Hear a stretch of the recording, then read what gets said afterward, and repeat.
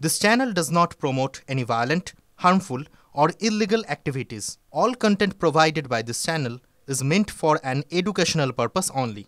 Cancer Healer Center, a new beginning. Jadavpur বিশ্ববিদ্যালয়ে ঘটনাটা ঘটে আপনারা জানেন, কিন্তু এই ঘটনার আঁচ কিন্তু গোটা রাজ্যে ছড়িয়েছে। আঁচ আমি এই কারণে বললাম, তার কারণে ঘটনা উত্তাপ বাড়িয়েছে গোটা রাজ্যের অনেক জায়গায়। আর এই যাদবপুরকে টেনে একটা দুটো হামলার ঘটনাও ইতিমধ্যে ঘটে গিয়েছে, অনুষঙ্গ সেখানে যাদবপুরের ঘটনা, এমনটা অভিযোগ। ফলে এক্ষেত্রে এই গোটা ঘটনাগুলোর যেগুলো একটার পর একটা সামনে এসেছে, নেপথ্যে কি শাসক নেতাদের হুঁশিয়ারি, এ প্রশ্ন কিন্তু এড়ানো যায়।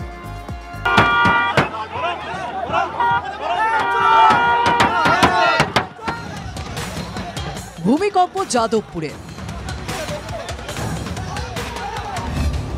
আফটারশক জেলায়, আক্রান্ত সিপিএম। শনিবার রাতেই ভাঙচুর দুর্গাপুরের সিপিএম এর কার্যালয়। প্রবীণ কর্মীদের মারধর করে দরজায় তালা ঝুলিয়ে দেওয়া হয় বলে অভিযোগ। কোচবিহারের দিনহাটাতেও সিপিএম এর কার্যালয় ভাঙচুর।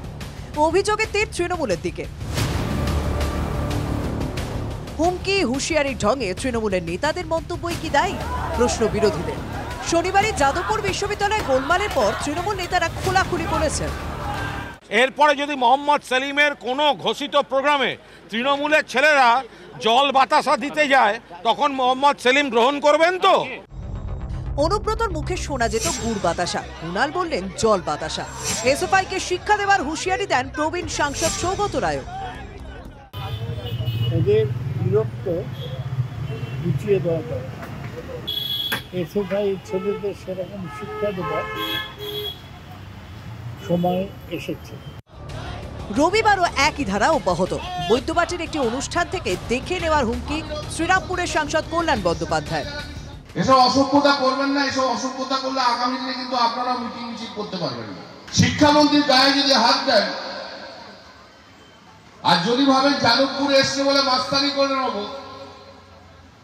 পশ্চিমবাংলার কিন্তু অনেক মাঠ খালি আছে, সেই মাঠেও কিন্তু আমাদের ছেলেরাও থাকে। যাদবপুরে ওই বাম অতিবাম বড় শক্তিশালী ছেলে মেয়েদের না, ওসব আমাদের দেখা আছে। নিজের পাড়ায় কুত্তাও রাজা হয়, বাইরে বেরিয়ে এসে দেখে নেবো। উত্তরপ্রদেশে দেখিয়ে হাড়গোড় ভাঙার কথা ফিরহাদ হাকিমের মুখে।